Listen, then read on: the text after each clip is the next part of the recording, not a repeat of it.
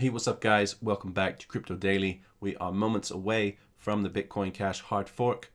By moments, I mean exactly 50 minutes. I'll also be talking about what I expect to see within this month from Bitcoin Cash, and then as well what we can expect down the line 1-2 years. Bank of America has filed 3 patents for blockchain technology.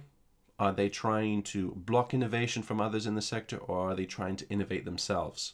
I'm not sure. I'll present you with the evidence. You can make your own opinions on that. Lastly, Charlie Lee, the creator of Litecoin, was on CNBC yesterday. He's receiving a lot of hate from the way he presented Litecoin, which I think is a little bit unfair. I think he did a fine job. He was truthful. Perhaps he wasn't the best salesman, but we'll have a look at his comments and see what people thought of it, and I'll leave a link to the video should you want to watch it yourself. What's going to happen is that the miners on the Bitcoin blockchain will start to mine a block 8 megabytes in size.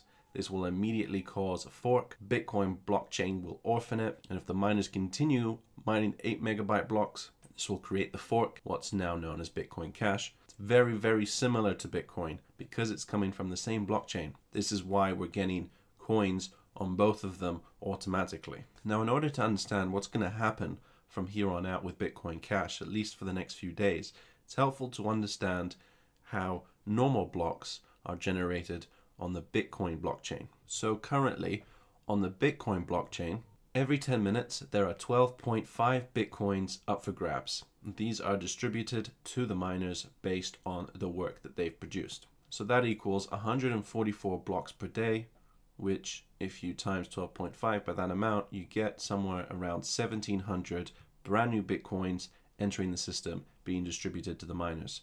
That's their incentive to spend the electricity, spend their computing horsepower to mine and keep the ledger intact, help process confirmations for everybody else. So with around 1,700 Bitcoins every day entering circulation, that is an inflation rate of around 3.9%, which is quite high, as you'd want most fiat countries to have inflations of around 3%. However, the Bitcoin block reward gets halved after a certain amount of time. Now, the last halvening that we had was in January. The next one is not due for another 1,051 days, where 12.5 Bitcoins every 10 minutes will be cut down to around 6, which is a much more tolerable 1.73% inflation.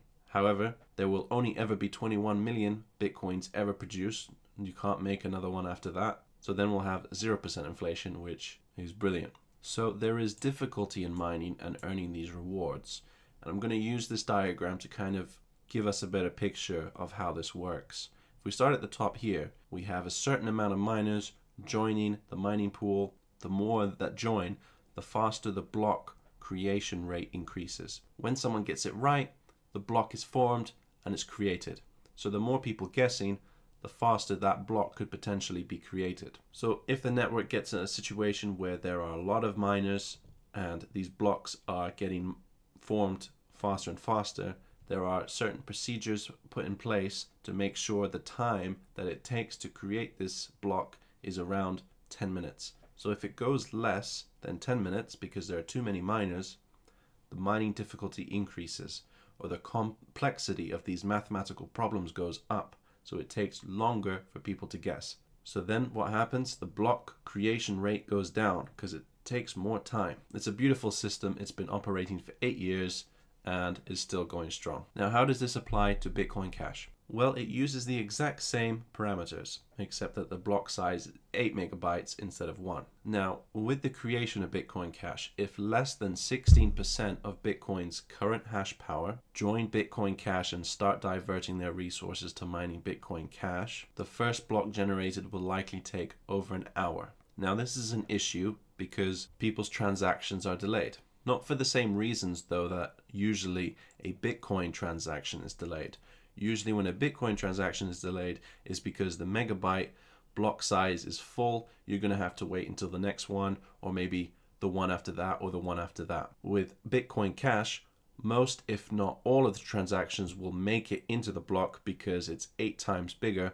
However, the only problem is the hash rate that's required to mine those blocks in an effective time, or how many people are guessing the answer to the mathematical problem, is a lot less. so it takes longer, estimated to be an hour, to form the first block. So at least to start with, transactions will be very, very slow on the Bitcoin Cash network, and miners will not be incentivized very much. Because if you remember, 12.5 Bitcoins are rewarded every 10 minutes. If you suddenly increase that 10 minutes to an hour, your profits, or your potential profits, are a lot less. That said though, there are procedures already in place on the network that will adjust the difficulty should this continue to happen. This is known as hash rate crash protection. What hash rate crash protection does is it analyzes the last 6 blocks that were generated in the blockchain. If each block took more than 2 hours to mine, the difficulty is adjusted, or the mathematical problem that's given is lowered in difficulty by about 20%. This will keep happening again and again until they get around a 10-minute block size time. Now, having a look at the hypothetical situation of more than 17% of Bitcoin's current hash rate power going to Bitcoin Cash. I think this is an unlikely scenario, but let's dive into it. The first block should likely take anywhere from 20 minutes to an hour. This could have a ramification on the Bitcoin block size times, because if some of the hash power is diverted, then all of a sudden the algorithms are kind of wrong.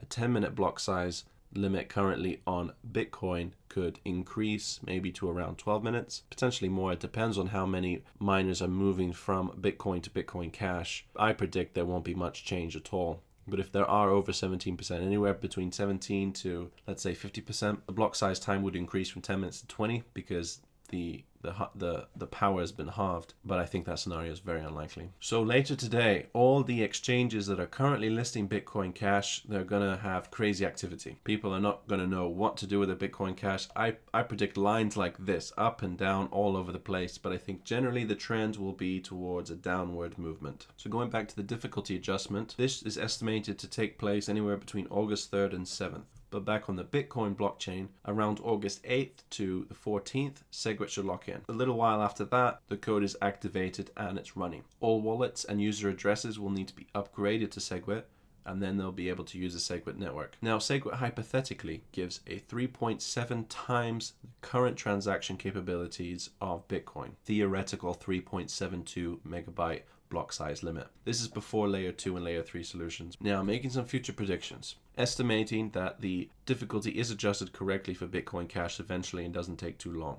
Because if it does take too long, Bitcoin Cash can die and just never get there. But I think we will eventually. It's only a matter of time. With the SegWit 2x part, if the current Bitcoin blockchain does not upgrade to the 2 megabyte size increase in November as part of the SegWit 2x agreement, then I can see quite a lot of support moving over to Bitcoin Cash. How much, I'm not sure, but I think this is an unlikely scenario, because the fear or the actual threat of people moving from Bitcoin to Bitcoin Cash, I think, will be enough to incentivize the miners to go ahead with the 2x part and increase block size from 1 to 2 megabytes.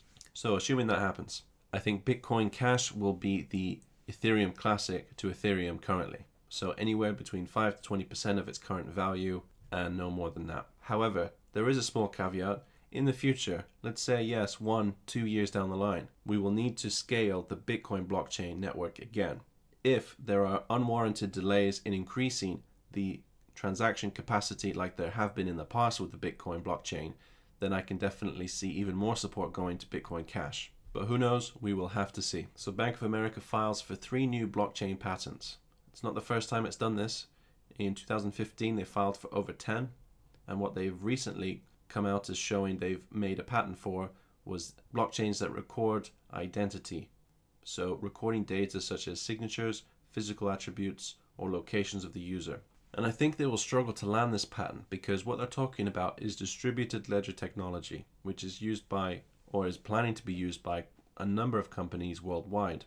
The use cases for it are phenomenal and can be used in so many companies and businesses, to pretty much everywhere where user identity is recorded. This would be a huge patent for Bank of America to land in the future. Essentially, what distributed ledger technology is looking to replace are databases, the way we record data. So I don't see this being awarded. I can definitely see it as a good business maneuver.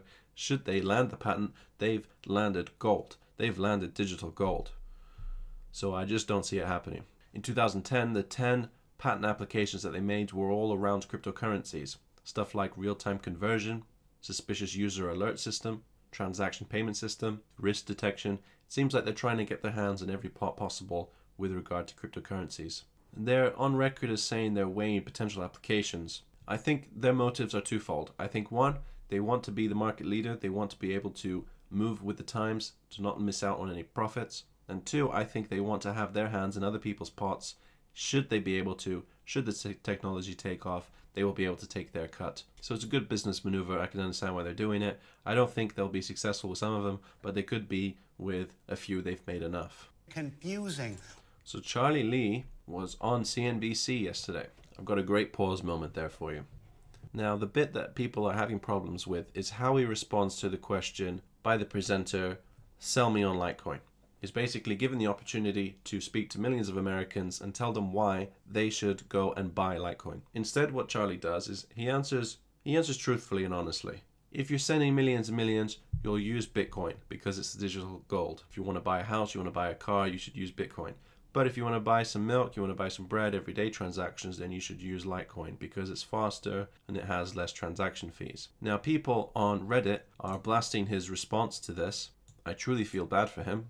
I have to say I was really underwhelmed by his appearance. This made me want to sell all the Litecoin I've been holding. I think that's extremely harsh, but I think what they're coming from is Litecoin fans are die-hard. They're one of the most strongest communities, very, very behind the project. What I think they would have liked to have seen is for Charlie Lee to stand up there all charismatic and say, well, Litecoin is better than Bitcoin. It's much better. You can buy a house with Litecoin. You can buy a car with Litecoin. And you can even go and buy your bread and milk in the store with Litecoin. It is the #1 cryptocurrency for the future. And it's undervalued. It's only $43 per Litecoin.